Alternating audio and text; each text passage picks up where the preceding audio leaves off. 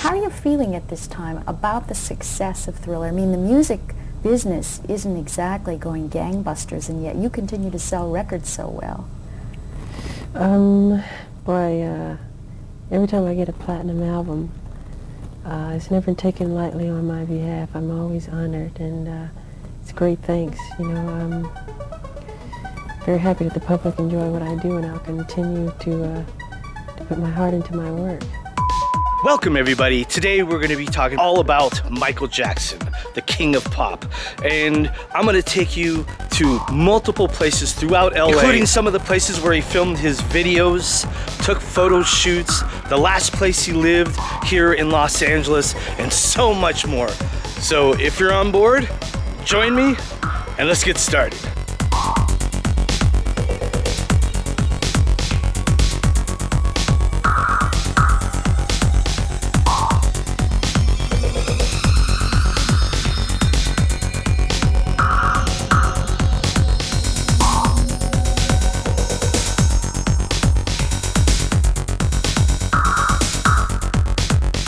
Now the first place we're going to be checking out is where Mickael Jackson took his photo for the album Off the Wall. You could arguably say that this is the album that took Mickael Jackson to another level. Basically the beginning of him becoming the king of pop. Now I have to give credit where credit is due. There was another YouTuber that came out here many years ago and figured all this out by the name of Stanley Foss. I hope I'm saying your name correctly there if you're watching the video, but I do have to give credit to him because, well, he actually spoke to the people that were there. There were only 3 people at the photo shoot. Now the 3 people that were there: Stephen Harvey, photographer; Michael Salisbury, advertisement; and Mickael Jackson. Now the first video that Stanley Foss put out, it was said that the Mickael Jackson photo shoot was right here, right at this wall.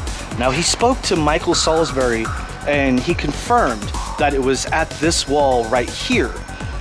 However, even though this looks like the wall with the brick and everything, could have been painted over, quite possibly is not the wall where they took the photo shoot. Now this is where the story actually gets really interesting. Someone wrote on the video that he released in 2019 that was not the wall, and in fact the wall was across the street and down the alley. And the person that said this was Stephen Harvey, the photographer. Now if indeed the photo shoot took place at the other spot, we need to cross the street here and go down this alley.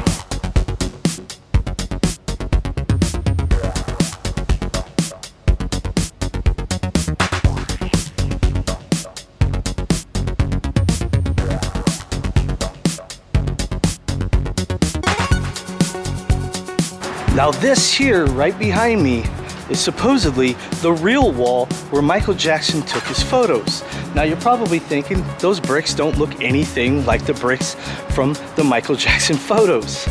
And the reason why that is because this wall originally, many years ago, burnt down and was rebuilt. So it looks nothing like the wall in the photo. Now we have to remember that this photo shoot took place in 1979. So the Mickael Jackson photo shoot either took place right here, according to Stephen Harvey, the photographer, or right here, right around the corner from this amazing Mickael Jackson mural, right here. And this is where Mike Salisbury says that it was taken. Now, if you ask me who I believe is correct, I believe Stephen Harvey is the correct one because he knew this neighborhood. In fact, this right here behind me is now called the School of Rock. It used to be Stephen Harvey's photographer's shop right here. So he knew the neighborhood quite well. Yeah, I tend to go with Stephen Harvey. Before we go, let's check out this awesome mural of Mickael Jackson.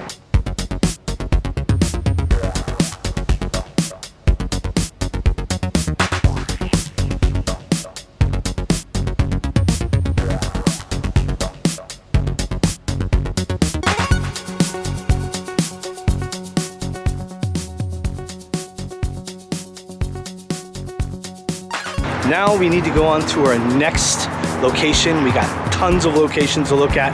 Let's go.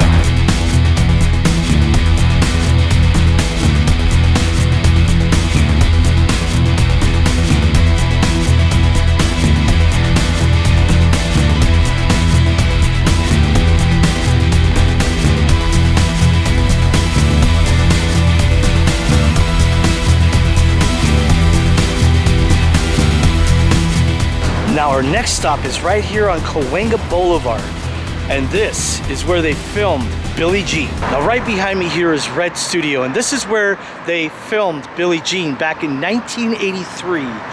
Now, of course, it wasn't Red Studio back then, it was under another name, but this is the exact studio where they filmed it. Now, I can't step on the property, but right there is the main studio. But if you were to go down this way and turn to the right, it would be Studio 2. And in Stage 2 is exactly where they filmed Billie Jean. Now, Billie Jean was the second single release on the album Thriller. The first single was The Girl Is Mine. Now, already, when Billie Jean came out as his second single, that song shot up in the charts and became Michael Jackson's #1 song of all time. Now, after they were done shooting the video here, the producers shopped the video around. And one of the places they shopped it around to was MTV. But here's the kicker, folks. Michael Jackson was denied. They denied the Billie Jean video. It was denied because MTV considered themselves a rock channel, and Michael Jackson's music just didn't fit in as pop music. But in steps Walter Yetnikoff. Now, Walter Yetnikoff had quite a bit of pull. He was the president of CBS Records, and he demanded that MTV show Michael Jackson's Billie Jean, or Walter Yetnikoff threatened to pull all business away from MTV. MTV had to back off and accept the video. They knew if Walter Yetnikoff were to stop doing business with them, the channel would collapse. Within less than a week, Billie Jean shot up to #1. Also, the reason why Michael Jackson ended up selling 10 million more albums within 1 day because of that song. Power, buddy. Power. Now, before we go on to our next spot, I just want to dispel some kind of misinformation that was kind of spread about Michael Jackson getting into MTV. A lot of people thought it was because, it might have been partly because he was black, but the main part was that it was just pop music, and MTV was going for more of a rock station. Also, I want to dispel that Michael Jackson was not the first black person on MTV. There were several other black performers that were on there, including Prince. Prince had 1999, 4 months before Billie Jean was even shown on MTV. And also, there was a lot of talk about the reason why Michael Jackson got onto MTV was because Eddie Van Halen played a lead solo on Beat It. And that's also not true because Billie Jean was on before Beat It. So those are all little kind of myths going around, but he did have a hard time getting on. Might have been partly because he was black, but I think mainly it was because of the pop music. Didn't fit the genre. But why is it, do you think, that you're able to cross over when so many others aren't able to, from R&B to pop? I mean, it's like a natural for you. You have something within your records that everybody just loves. Boy, I couldn't say. I just created, and I'm honored that the public enjoy what I do. I couldn't explain why, the anatomy of why it happens.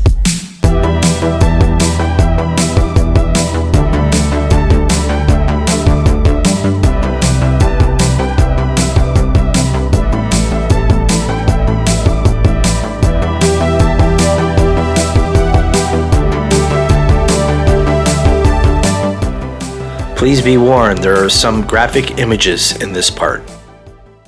Sometime in the mid-'80s, Michael Jackson and the Jackson 5 had a deal with the Pepsi Corporation, and that deal was to do commercials for Pepsi. Now, most people won't remember the Pepsi commercials, but this commercial here is the infamous commercial where Michael Jackson got severely hurt. Now, this all happened on January 27th, 1984. Right now, I'm on the USC campus here in Los Angeles, and right across the street from me here is the Shrine Auditorium.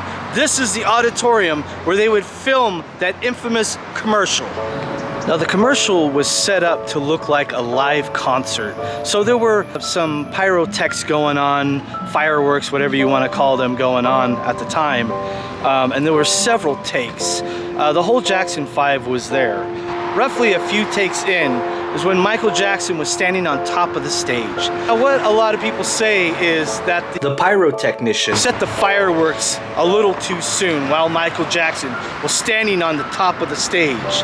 Now, what happened there was it didn't directly hit Michael Jackson, but there were a few sparks because he was standing so close to it that landed on him. And as he was going down the stairs onto the main stage, he didn't even know that his hair was caught on fire. By the time he got down to the very front of the stage, it was very clear Michael Jackson's hair was caught on fire. From there, he obviously freaked out and kind of swirled around to put it out, and a lot of the crew members jumped up to help him. He had some severe burns. Now, of course, from there, he was rushed to the emergency room at a hospital, and he had to be put on several different medications, pain medication and medication to help him sleep. And after that, he had to see a plastic surgeon. They had to reconstruct a lot of his scalp because it was so badly burned in parts of his face. And this is also around the time that a lot of people said that Michael Jackson developed a dependence to painkillers. Now, unfortunately, the Pepsi commercial mishap was not the only time Michael Jackson would get severely hurt. In 1999, he was performing in Germany. And while he was performing in Germany, he was on a levitated platform. And this levitated platform would go as high as 50 feet up in the air when suddenly it would malfunction. And through that malfunction, it would drop down. Michael Jackson would go down with the platform 50 feet. Now, if you look at the video, you can see once that platform landed, you could see Michael Jackson get pretty jolted and pushed around there. But he continued performing. This is how much he loved his audience, and he loved to perform. Even though he got hurt, he continued to perform. Now, afterwards, after the concert, he was rushed to the hospital, and he got permanent back injury. This was not an injury that was going to go away ever. And so the doctors put him on more prescriptions, and it was painkillers because he developed insomnia because he couldn't sleep with with his back pain. A lot of people say that this is actually the time Michael Jackson developed his dependency on prescription drugs. I tend to think that it was probably both times. Now, don't think I forgot about the Beat It filming locations. That's going to be another video for another time. So maybe subscribe. When you go about writing, what happens? Songs come at the strangest times. I could be walking in a park or something and they just hit you. Well, we have quite a few other places to go look at, so let's go.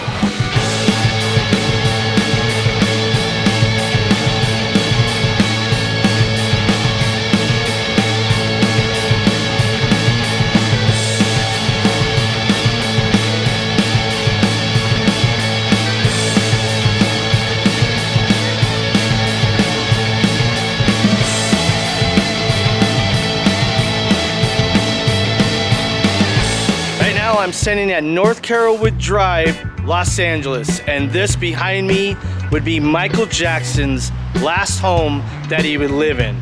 Now, he lived here for a short period of time. Now, he was actually renting this house for $100,000 a month. Now, at the time of him living here, he still owned Neverland Ranch. After the big fiasco in Neverland Ranch, he ended up moving to the country Bahrain, and he lived there for multiple years. Now, he came back to America and lived at this house because he was setting up to do a comeback tour and also kind of a retirement tour all at once. Now, Michael Jackson at this point, you have to remember, hasn't performed for something like 10 years, maybe even 10 years plus. So this was going to be a big show for him. And the show was called This Is It, meaning this is it. This is my retirement tour. After this, there will no longer be any big productions. And the show was going to go throughout Europe. Now, every day for practice, Michael Jackson would come out of this house. And 35 minutes away from Michael Jackson's home is the Staples Center.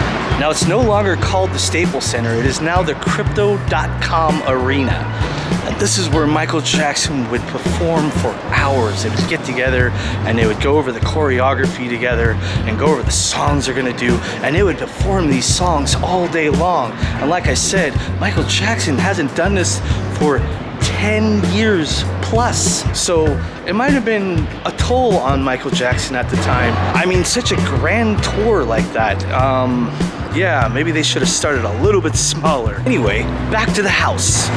I hope you realize I gotta walk the whole 15 miles back to Michael Jackson's house. Walking! Now, in the contract that he signed to come back and do this show, he made sure that everything was gonna be set up properly for him, including his own personal doctor. And he wanted to use a doctor that knew his history and what he uses to help him fall asleep. So he hired Dr. Conrad Murray to be his live-in doctor.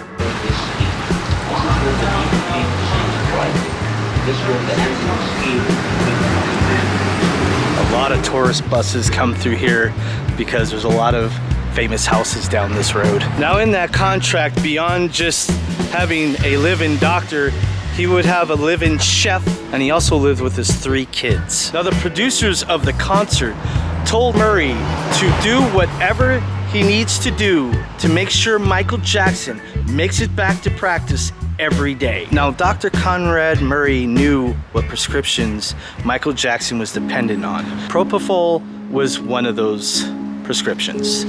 Now, he had a few other painkillers that also helped him sleep. Unfortunately, Dr. Murray did not have the proper machinery to keep Michael Jackson's vitals in check. He didn't have any meters to read Michael Jackson's heart, nor did he have an oxygen tank on site. Now, on the night of June 25th, 2009, Michael Jackson was having a hard time going to sleep. Usually, he would get an injection of Propofol, and then he would get an IV drip to keep him asleep all night. But unfortunately, this night was a little different. Michael Jackson could not go to sleep. So he kept asking Dr. Murray for his milk, which is what he called Propofol. And Murray went in and gave him another dose of Propofol. Put him on the IV, the drip. That's when Murray would go out of the room, I guess to go to the restroom, but he left the room for a couple minutes. By the time Dr. Murray got back to the room, Michael Jackson wasn't breathing. This set Dr. Murray into a panic. He immediately tried to resuscitate Michael Jackson. Dr. Murray made a fatal mistake thinking that Michael Jackson was having a heart attack, but the main problem was in his lungs. He wasn't getting enough oxygen. Dr. Murray would proceed to do CPR on Michael Jackson, which did nothing because what he really needed was a machine to produce oxygen. Now, Dr. Murray would finally get some help from Michael Jackson's on-site bodyguard. Michael Jackson's bodyguard is the one that called 911. But this was also an hour and a half late. Now, when the paramedics showed up, Michael Jackson still wasn't breathing.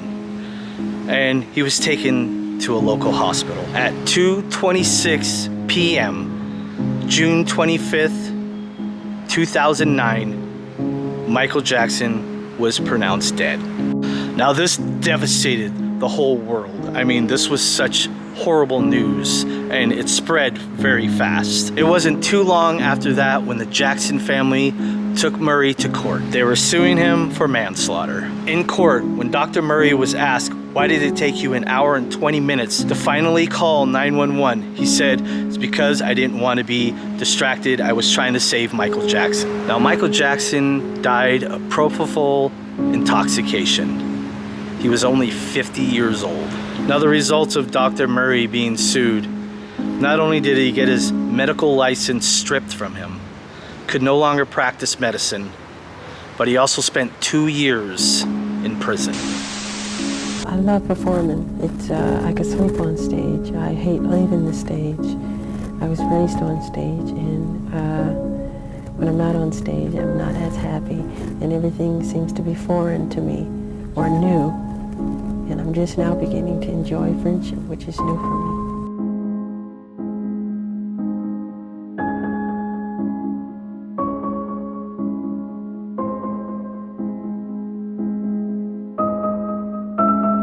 Now right behind me here is the Terrace Mausoleum. And this is the Forest Lawn Cemetery here in Glendale, California. And through these double doors, if you were to go straight down these double doors here, you would end up at Mickael Jackson's casket. And can't see through here. They made it very, very difficult to see through that. They have some kind of something covering that there, some kind of curtain. But as you can see, fans are still mourning Mickael Jackson. Unfortunately, we cannot go through this door. We can't even go into this mausoleum. It's very private. Only family members are allowed through this. However, we can get a closer look at the area where Mickael Jackson is. And we're gonna go back there and check that out right now.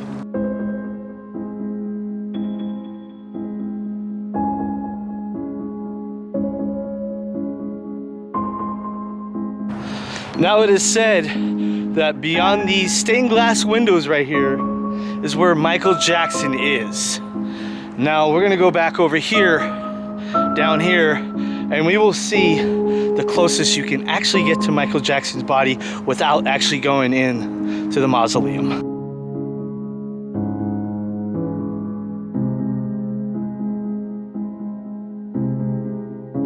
Now this right here is the closest you can get to Mickael Jackson's body. Right here, this window right there. And as you can see, people have left flowers, sunflowers, a lot of sunflowers back here. That was Mickael Jackson's favorite flower, was the sunflower. And so people bring the sunflower right here. This right here says a really lovely message to Mickael Jackson. We love you, Mickael, to eternity and beyond. Isn't that awesome? Mickael Jackson has some of the best fans. Truly a sad moment in time to lose somebody who was just barely 50 years old. I mean, he had a good 30, 40 years left ahead of him.